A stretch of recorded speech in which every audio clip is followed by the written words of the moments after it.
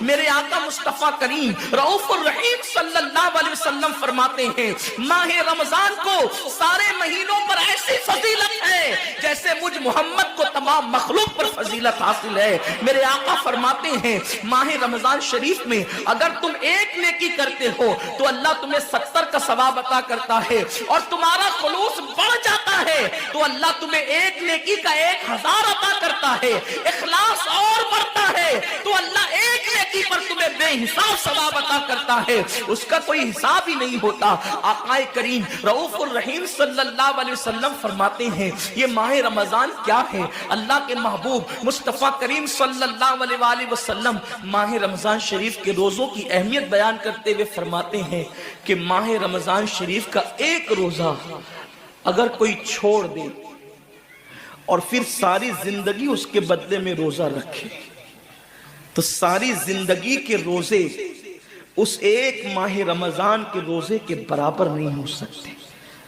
یہ ماہ رمضان شریف کے روزے کو فضیلت حاصل ہے، اور اللہ کے حبیب صلی اللہ علیہ وسلم فرماتے ہیں جو ماہ رمضان شریف میں عبادت کر کے اپنی بخشش نہیں کروا سکتا، اپنی مغفرت نہیں کروا سکتا، پھر اس کو کبھی موقع نہیں ملتا کہ وہ اپنی مغفرت کا سامان کرے۔ آقا کریم صلی اللہ علیہ وآلہ وسلم فرماتے ہیں کہ سال بھر تک ماہ رمضان شریف کے لیے جنت کو آراستہ کیا جاتا ہے، جنت کو سجایا جاتا ہے، جنت کو سنوارا جاتا ہے، اور آقا کریم صلی اللہ علیہ وسلم فرماتے ہیں بڑی بڑی آنکھ والی حوریں اللہ کی بارگاہ میں عرض کرتی ہے میرے کریم ہمیں ان کی دلہن بنانا جو ماہ رمضان شریف میں تیری عبادت کرتے ہیں، ہمیں ان کے نکاح میں دینا جو ماہ رمضان شریف کی راتوں کو جگ کر کے تجھے منانے کی کوشش کرتے ہیں۔ آقا کریم صلی اللہ علیہ وسلم فرماتے ہیں اگر کوئی بندہ ماہ رمضان میں زنا سے بچے، شراب سے بچے، جھوٹ سے بچے، کسی کو تہمت لگانے سے بچے، اور ماہ رمضان شریف کا احترام کرتے ہوئے گناہوں سے بچے، تو اللہ تبارک و تعالی ہر رات کے بدلے، رمضان شریف کی ہر رات کے بدلے 100 حوروں کے ساتھ اس کا نکاح فرمائے گا۔ یعنی 30 راتیں ہیں تو 100 حوروں کے ساتھ اس کا نکاح ہوگا۔ اور آقا کریم صلی اللہ علیہ وسلم فرماتے ہیں ماہ رمضان شریف کا احترام جو کرے اور احترام ماہ رمضان میں جو لغویات اور خرافات کو ترک کر دے، جو گناہوں کو چھوڑ دے، زنا کو، شراب کو، جھوٹ کو، بہتان تراشی کو چھوڑ دے، آقا فرماتے ہیں اس رمضان شریف کا احترام کرنے والے کے لیے اللہ نے جنت میں ایک ایسا محل بنایا ہے۔ اس محل کا حال یہ ہے کہ دنیا کے سارے اولین اور آخرین یعنی آدم سے لے کر آخری آنے والے تک انسان تک اگر سارے اس محل کے اندر داخل ہو جائے تو بھی اس محل کی اتنی ہی جگہ وہ لیں گے جتنی کی بکرے کی ران آپ کسی مکان کے اندر رکھتے ہیں، تو بکرے کی ران کتنی جگہ گھیرتی ہے، بس تمام اولین اور آخرین اس محل کے اندر اتنی ہی جگہ گھیریں گے، یعنی وہ محل اتنا بڑا اللہ نے بنایا ہے، اور وہ محل صرف ان کے لیے ہے جو ماہ رمضان کے احترام میں گناہوں کو ترک کر دیتے ہیں، گناہوں کو چھوڑ دیتے ہیں۔ میرے آقا صلی اللہ علیہ وسلم کے پیارے دیوانوں، لیکن افسوس ہم اور دنوں کی طرح ماہ رمضان شریف کی راتوں کو ضائع کر دیتے ہیں۔ تاجروں کا سیزن آتا ہے تو تاجر پہلے سے تیاری کرتے ہیں کہ اس سیزن کے اندر میں نے مالدار بننا ہے، اتنا مال میں نے کمانا ہے کہ پھر میں نے سارے سال گھر میں بیٹھ کر کے کھانا ہے۔ ٹیلر لوگ تیاری کرتے ہیں عید کے موقع پہ اتنی محنت کریں گے رات دن کہ سال بھر اگر کوئی کسٹمر نہ بھی آئے تو وہ گھر بیٹھ کے آرام سے کھا سکے۔ کپڑے والے سوچتے ہیں کہ سیزن آئے گا، جو بھی سیزن ان کا آتا ہے اتنا کمائیں گے کہ سال بھر بیٹھ کے کھائیں گے۔ لوگوں جیسے کپڑوں کا سیزن آتا ہے، ٹیلروں کا سیزن آتا ہے، پھلوں کا سیزن آتا ہے، ایک سیزن نیکیوں کا بھی آتا ہے، ایک سیزن مغفرت کا بھی آتا ہے، ایک سیزن جنتی بننے کا بھی آتا ہے، ایک سیزن اللہ کو راضی کرنے کا بھی آتا ہے۔ ارے یہ کیا کم ہے، میرے رسول سچے نبی صادق و مصدوق نبی نے فرمایا ماہ رمضان کی ہر رات اللہ پہلے آسمان پہ تجلی کرتا ہے اور اللہ اپنے بندے سے پکار پکار کر غروب آفتاب سے لے کر صبح صادق طلوع ہونے تک کہتا ہے میرے بندے اگر تو گنہگار ہے تو مجھ سے معافی طلب کرتا کہ میں تیری مغفرت کر دوں، میں تجھے جنت کا پروانہ عطا کر دوں، اگر تو غریب ہے تو مجھ سے دولت مانگتا کہ میں تجھے دولت عطا کر دوں، اگر تو نعمت سے محروم ہے تو نعمت مانگتا کہ میں تجھے نعمت عطا کر دوں۔ یہی وجہ تو ہے حضرات صحابہ کرام جب رمضان شریف آتا تو وہ ایسے تیاریاں کرتے تھے جیسے ہم اپنے گھروں کی شادیوں کی تیاری کرتے ہیں۔ صحابہ اتنے مصروف ہو جاتے رمضان شریف کی تیاریوں میں، اور کیسی تیاری کرتے، ہم بھی رمضان شریف کی تیاری کرتے ہیں۔ ہماری تیاری کیا ہے؟ سحری میں تری کے مسالے کو چاہیے، سحری کے اندر یہ چاہیے، سحری میں وہ چاہیے، افطار میں یہ چاہیے، افطار میں وہ چاہیے۔ مجھے اس سے کوئی جو ہے وہ شکوہ نہیں، میرے آقا نے اس سے منع نہیں کیا۔ حضور فرماتے ہیں کہ رمضان شریف میں گھر والوں کا دسترخوان وسیع کر دیا کرو، گھر والوں پہ زیادہ خرچ کیا کرو، اس لیے کہ جو گھر والوں پہ رمضان شریف میں خرچ کرتا ہے اللہ اس کو اپنی راہ میں خرچ کرنے کا ثواب عطا کرتا ہے۔ اور فاروق اعظم فرماتے ہیں جو رمضان شریف میں کشادگی کرے گھر والوں پر اللہ اسے جہاد میں خرچ کرنے کا ثواب عطا کرتا ہے۔ مجھے اس سے کوئی شکوہ نہیں، لیکن صحابہ کی تیاری کیا ہوتی تھی؟ جب رمضان شریف آتا صحابہ اپنے بستر کو باندھ دیا کرتے تھے۔ رمضان شریف آتا تو صحابہ بستر کو باندھ دیتے تھے۔ کیوں باندھ دیتے تھے بستر کو؟ اس لیے کہ اب سونا نہیں ہے، سونے کی راتیں 11 مہینے کی راتیں ہیں، اب غفلت میں زندگی نہیں گزارنا ہے، بلکہ راتوں کو جگ کر دن کو جگ کر اللہ کی اتنی عبادت کرنا ہے کہ عبادت کا سیزن آ گیا۔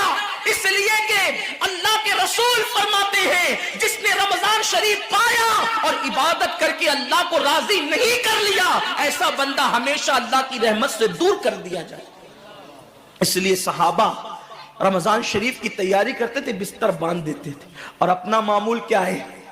جو فجر میں سوئیں گے تو وہ عصر میں اٹھیں گے، رات بھر جاگیں گے کرکٹ کھیلتے ہوئے، رات بھر جاگیں گے گلیوں میں گھومتے ہوئے۔ میرے آقا صلی اللہ علیہ وسلم کے دیوانوں، بہت قیمتی وقت آ رہا ہے، بہت قیمتی مہینہ آ رہا ہے۔ یہ وہ مہینہ ہے جو جہنمیوں کو جنتی بناتا ہے۔ آقا کریم صلی اللہ علیہ وسلم فرماتے ہیں ہر افطار کے وقت اللہ 60,000 ایسے جہنمیوں کو جہنم سے آزاد کر کے جنتی بناتا ہے جن کا جہنمی ہونا واجب ہو گیا تھا۔ اور ایک مقام پہ فرماتے ہیں 5 لاکھ جہنمیوں کو ہر افطار کے وقت جہنم سے آزاد کیا جاتا ہے۔ اور اسی پہ بس نہیں، حضور فرماتے ہیں جب شب جمعہ آتی ہے ماہ رمضان کی، جمعرات کا سورج غروب ہوتا ہے، تو جمعہ کا سورج غروب ہونے سے پہلے پہلے تک ہر سیکنڈ میں 5 لاکھ جہنمیوں کو جہنم سے آزاد کیا جاتا ہے۔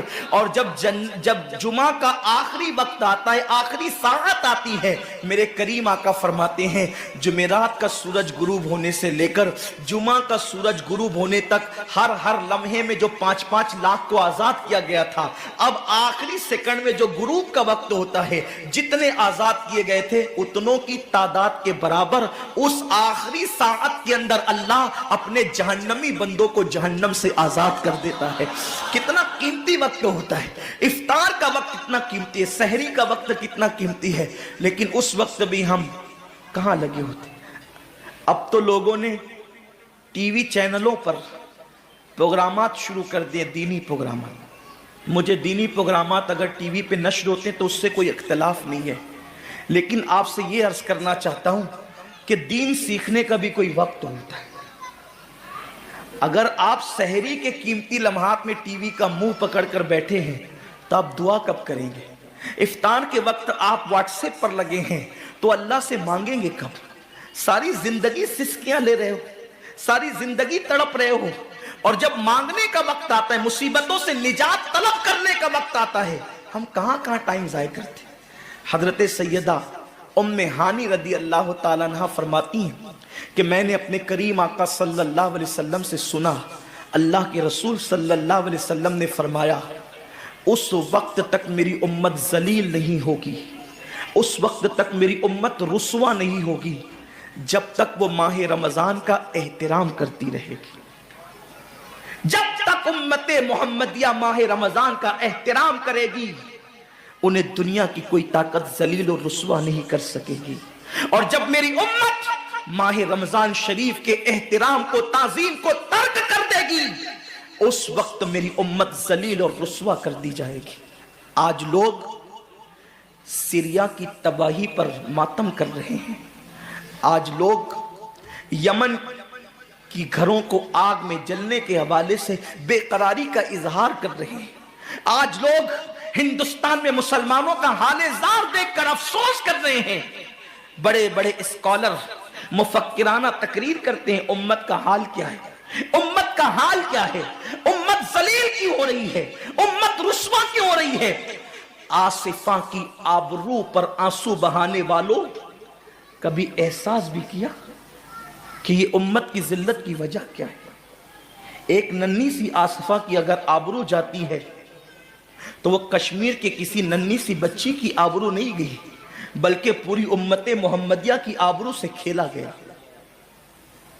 उम्मत की एक बेटी की आबरू, अल्लाह के हबीब सल्लल्लाहु अलैहि वसल्लम ने, मेरे आका ने इरशाद फरमाया, मैंने अपनी उम्मत की बेटियों की इज्जत को काबे से बुलंद कर दिया है। वो दुनिया की और कौमें होगी जो अपनी बेटियों की आबरू का नीलाम करके अपने तख्त और ताज के लिए सामान करती है, उनकी इज्जत की हिफाजत करना जानती है। मैं आबरू लूटने वालों से मुखातिब नहीं हूं, इसलिए कि मजमा आबरू लूटने वालों का नहीं है। जो सुन रहे हैं मैं उनसे बात करना चाहता हूं, जिन तक मेरी आवाज पहुंच नहीं सकती मैं उनसे मुखातिबत नहीं करना चाहता। अहले सियासत के मामलात जाने, जालिम अपने जुल्म के अंजाम को पहुंचने के लिए तैयार रहे, कैफरे किरदार तक के काफिर अपने कुफ्र के अंजाम को पहुंचने के लिए तैयार रहे। मैंने उनसे कोई गुफ्तगू नहीं करना, लेकिन आज किसी कौम की बेटी की अगर आबरू को लूट करके उम्मत को जलील करने की कोशिश की जा रही है, अगर तुम्हारे घरों को जलाकर तुम्हें बेघर करने की कोशिश की जा रही है, अगर तुम्हें तबाही के दहाने पर पहुंचाने की कोशिश की जा रही है, अगर तुम्हें गुर्बत की सतह से नीचे गिराकर तुम्हारे ईमान को छीनने की कोशिश की जा रही है, तो कब तक दूसरों पर उंगली उठाते रहोगे। मेरी कौम के जवानों, अल्लाह के हबीब ने आज से 1450 साल पहले तुम्हारी जिल्लत और रुस्वाई का सबब बयान किया। इकबाल गोना रोते हैं, वाए नाकामी मताए कारवां जाता रहा, कारवां के दिल से एहसासे जिया जाता रहा। माह रमजान में शराब के अड्डों को आबाद करने वाले, माह रमजान में जिना के अड्डों को आबाद करने वाले, माह रमजान में छुप छुप कर खाने वाले, माह रमजान में अल्लाहु अकबर अपने हाथों की उंगलियों से इंटरनेट के जो है वो बटन को छेड़ करके जिना के मनाजिर देखने वाले, अपने माँ बाप का दिल दुखाने वाले, लोगों पे जुल्म करने वाले, नमाज के औकात में बिस्तर की पे सुकून की नींद सोने वाले, दिल खोलकर कान खोलकर अपने ईमान के कानों से, अपनी गैरत के कानों से, अपने दिल के कानों से मेरे नबी की हदीस को सुन लो। अल्लाह के हबीब सल्लल्लाहु अलैहि वसल्लम फरमाते हैं, मेरी उम्मत को उस वक्त तक कोई रुस्वा नहीं कर सकेगा, मेरी उम्मत को उस वक्त तक कोई जलील नहीं कर सकेगा जब तक उम्मत माह रमजान शरीफ का एहतराम करती रहेगी। हजरत उम्मे हानी ने पूछा, या रसूल अल्लाह, माह रमजान शरीफ का एहतराम करना क्या है और रमजान शरीफ का हक जाय करना क्या है। आका फरमाते हैं, जो रमजान शरीफ में भी कबीरा गुनाहों में मुब्तला होते हैं वो रमजान शरीफ के हक को जाय करते हैं, और जो रमजान शरीफ के हक को जाय कर दे फिर उस वक्त उम्मत को जिल्लत और रुसवाई से दुनिया की कोई ताकत बचा नहीं सकती। आज माह रमजान शरीफ का एहतराम क्या हो रहा है। कल तक के मुसलमान और दिनों में गुनाह करते थे, लेकिन रमजान शरीफ आता था तो कम से कम फिल्में लोग देखना बंद कर देते थे, दाढ़ियां मुंडाना बंद कर देते थे, मस्जिदों को आबाद करना शुरू कर देते थे। अब तो लोग किस कदर बेबाक हो गए, किस कदर निडर हो गए कि रमजान शरीफ में भी लोग अपने आप को गुनाहों से नहीं रोकते, बल्कि मेरी कौम का जवान बड़े धड़ल्ले से कहता है, यार अपने से रोजा नहीं रखा जाता इसलिए कि हमें तो गुटके की आदत है, हमें तो पान की आदत है, हमें तो सिगरेट की आदत है। शर्म करो, शर्म करो। نبی کے نام پہ جان قربان کرنے کی بات کرنے والوں، جو نبی کے نام پر 12-16 گھنٹے بھوکے اور پیاسے نہ رہ سکے، وہ نبی کے نام پہ جان کیا قربان کر سکتے؟ اور جب سے تم نے احترام رمضان المبارک ترک کر دیا، تمہاری آبرو کو لوگوں نے کھیل بنا لیا، اور اب تو لوگوں کو احساس گناہ بھی نہیں رہا، احساس جرم بھی نہیں رہا۔ گناہ کے ساتھ اگر احساس گناہ انسان کی زندگی میں ہے تو انسان اپنے آپ کو گناہوں سے بچا لیتا ہے، لیکن اب ہمارے اندر احساس گناہ نہیں۔ اب تو ہم گناہ کو ہنر سمجھتے ہیں، اب تو ہم گناہوں کو فیشن سمجھتے ہیں۔ احساس گناہ کیا ہے؟ اگر انسان گنہگار ہو اور احساس گناہ بھی ہو تو وہ ایک نہ ایک دن سدھر جاتا ہے، وہ ایک نہ ایک دن سنور جاتا ہے۔ ہمارے پاس احساس گناہ ختم ہو گیا۔ آئیے بتاؤں احساس گناہ کتنی قیمتی چیز ہے۔ رمضان شریف میں کھا رہے ہیں، پی رہے ہیں، بلکہ مسلمانوں کی ہوٹلیں بند ہے تو غیر مسلموں کی ہوٹلوں میں کھا رہے ہیں، چھپ چھپ کر گھروں میں کھا رہے ہیں۔ لوگوں سے چھپ کر کھانے والوں، جو تیرا کچھ نہیں بگاڑ سکتا تو اس انسان سے چھپ کر کے کھا رہا ہے۔ جو خدا تجھے سزا دے گا کیا تو اس کی نگاہوں سے بھی چھپ سکتا ہے؟ اور روزے بھی کیا روزے رہ گئے، اب تو روزے بھی رسم بن گئے۔ جو روزے رکھتے ہیں رمضان شریف میں، ان کو روزہ رکھنے کی عادت ہے، وہ روزے کو عبادت نہیں سمجھتے۔ جو روزہ عادت بن جائے وہ نجات نہیں دلا سکتا، جو روزہ عبادت بن جائے وہ نجات دلا سکتا۔ ایک تو روزے کی عادت ہے اور ایک تو روزہ عبادت ہے۔ روزہ عادت اور عبادت میں فرق کیا ہے؟ عادت یہ سب نے رکھا ہم بھی رکھ لیں، یہ عادت ہے۔ نہ رکھیں گے تو کیا جواب دیں گے، یہ عادت ہے۔ نہ رکھیں گے تو لوگ تانا دیں گے، عادت ہے۔ پھر روزہ عبادت کیا ہے؟ روزہ عبادت یہ ہے کہ اللہ نے روزہ رکھنے کا حکم دیا ہے، اور مصطفیٰ جان رحمت نے روزے کا حق یہ بتایا ہے، اگر تو روزہ رکھے تو صرف بھوکا پیاسا نہ رہے، بلکہ تیرا ہاتھ بھی روزے دار رہے، تیری زبان بھی روزے دار رہے، تیری آنکھ بھی روزے دار رہے، تیرا پیر بھی روزے دار رہے، تیرا کان بھی روزے دار رہے۔ کان روزے دار اس طرح کہ کان اللہ کے ممنوع کردہ چیزوں کو نہ سنے، ہاتھ روزے دار اس طرح ہاتھ اللہ کے منع کردہ کاموں کو نہ کرے، زبان روزے دار اس طرح کہ زبان اللہ کی ممنوع کردہ چیزوں کو ادا نہ کرے، پیر روزے دار اس طرح کہ پیر اس جگہ چل کر نہ جائے جہاں اللہ نے جانے سے منع کیا ہے۔ جب تو ان سارے اعضاء کو روزے دار بناتا ہے تو ایسے روزے کے معاملے میں میرا اللہ فرماتا ہے روزہ میرے لیے ہے اور میں ہی اس کی جزا ہوں۔ ہر عمل کی جزا جنت ہے، روزے کی جزا خدا کی ذات ہے۔ اسی لیے آقا فرماتے ہیں روزے دار کو دو خوشی ہے، ایک تو افطار کے وقت، دوسرا لقائے رحمان کے وقت، خدا کی زیارت کے وقت۔ صحابہ نے پوچھا آقا ہم اللہ کی زیارت کیسے کریں گے؟ آقا فرماتے جیسے تم آسمان پہ چاند دیکھتے ہو بلا تمثیل، اسی طرح تم خدا کی زیارت کیا کرو گے۔ یہ روزے داروں کی شان ہے۔ آج کے روزے کیا ہے؟ جس میں جھگڑا، جس میں غیبت، جس میں چگلی، جس میں فساد۔ روزے کو عادت مت بناؤ، روزے کو عبادت بناؤ۔ احساس مٹ گیا، عبادتوں کا احساس مٹ گیا، گناہوں کا احساس ختم ہو گیا۔ جب تک کہ لوگوں میں گناہوں کا احساس زندہ تھا وہ عبادت کر کے بھی اللہ سے ڈرتے تھے، وہ عبادت کر کے بھی رب کی بارگاہ میں آنسو بہاتے تھے کہ مولا میں تو حق ادا نہ کر سکا۔ لیکن آج احساس نہیں ہے، اس لیے لوگ ہنستے ہنستے افطار کرتے ہیں۔ حالانکہ صحابہ کا معمول تھا جب افطار کا وقت آتا وہ ہاتھوں کو اٹھا کر کے روتے اور کہتے مولا روزہ تو چلا گیا لیکن روزے کا حق نہ ادا ہو سکا، آنسو بہاتے ڈرتے۔ لیکن آج ایسا کچھ بھی نہیں ہے، ہماری ساری نیتیں تو دسترخوان پہ لگی ہوتی ہے افطار کے وقت۔ آئیے ایک بات نکل آئی، احساس گناہ۔ کیا ہے احساس گناہ؟ آقا نے فرمایا نا کہ جب رمضان شریف کا حق ضائع کر دو گے تو اللہ تم سے عزت کو چھین لے گا، تم ذلیل و رسوا ہو جاؤ گے۔ احساس ختم ہے گناہ کا، اسی لیے رمضان شریف میں بھی گناہ کرتے ہیں، اور گناہ کر رہے ہیں تو ذلیل ہو رہے ہیں۔ احساس کسے کہتے ہیں؟ احساس یہ ہے کہ میں نے کیا کیا، چھوٹے سے گناہ کو بڑا سمجھنا میں نے کیا کیا۔ ایک خاتون بارگاہ رسالت میں آئی، اور عرض کیا یا رسول اللہ مجھ سے زنا ہو گیا ہے، میں نے بہت بڑا جرم کر لیا ہے، آپ مجھ پہ حد لگا دیں، حد جاری کر دیں تاکہ میں گناہ سے پاک ہو جاؤں۔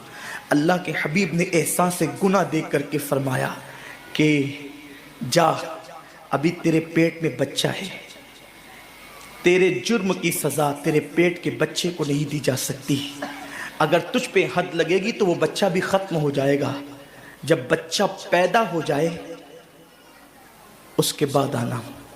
بچہ پیدا ہو گیا تو وہ لے کر کے آئی، آقا فرماتے ہیں تیری جان چلی جائے گی تو اس کی پرورش کون کرے گا، اس کو دودھ کون پلائے گا، جا اس کو دودھ پلا اس وقت تک جب تک یہ کھانے نہ لگے۔ وہ بچے کو 2 سال تک دودھ پلاتی رہی، اور جب بارگاہ رسالت میں آئی تو بچے کے ہاتھ میں روٹی کا ٹکڑا دے کر کے آئی، بچہ روٹی کھا رہا تھا، عرض کی آقا مجھ پہ حد جاری کریں تاکہ میرا گناہ جو میرے دامن پہ لگا ہے وہ دھل جائے۔ حضور نے 3 مرتبہ اس کو اپنے دروازے سے ٹالا، اگر کوئی دوسرا ہوتا اس کو ڈھیل دی جاتی تو وہ بھاگ جاتا، دوبارہ پلٹ کرنا آتا، لیکن احساس گناہ تھا، گناہ کا احساس تھا کہ یہاں گناہ مٹ جائے تاکہ وہاں جواب دینے سے بچ جاؤں۔ اس خاتون نے 3 مرتبہ حاضری دی، حضور اب میرا بچہ روٹی کھانے لگا ہے، مجھ پہ حد لگا دے تاکہ میں پاک ہو جاؤں۔ اللہ کے حبیب نے فرمایا اللہ کی بندی، جب اللہ نے تیرے جرم پہ پردے ڈال دیے تھے تو تو نے اظہار جرم کیوں کیا؟ اب چونکہ تو جرم کا اظہار کر چکی ہے، اقبال گناہ کر چکی ہے، اب تجھ پہ حد لگائی جائے گی۔ اور اس کو سنگسار کر دیا گیا۔ جب وہ مر چکی اور اس کو دفن کر دیا گیا تو کسی نے کہا کتنی بدبخت تھی وہ عورت جس نے رسول پاک کے دور میں منہ کالا کیا۔ میرے نبی نے فرمایا تو اس کا گناہ دیکھتا ہے تو اس کا احساس گناہ نہیں دیکھتا، اس نے ایسی توبہ کی ہے اگر اس کی توبہ 70 جہنمیوں پہ تقسیم کی جاتی تو اللہ ان کو بھی جنت عطا فرما دیتا۔ آقا کریم صلی اللہ علیہ وسلم فرماتے ہیں جو رمضان شریف میں گناہ کبیرہ کرتے ہیں، اب گناہ کبیرہ کی بہت بڑی تعریف ہے، اس کو نہیں بیان کروں گا، لیکن جو گناہ کبیرہ بڑا گناہ کرتے ہیں، پہلی بات تو چونکہ میرا مسلک صوفیہ ہے، صوفیہ سے کسی نے پوچھا کہ گناہ بڑا کیا ہے؟ امام غزالی فرماتے ہیں نہ کوئی گناہ چھوٹا ہے نہ کوئی گناہ بڑا۔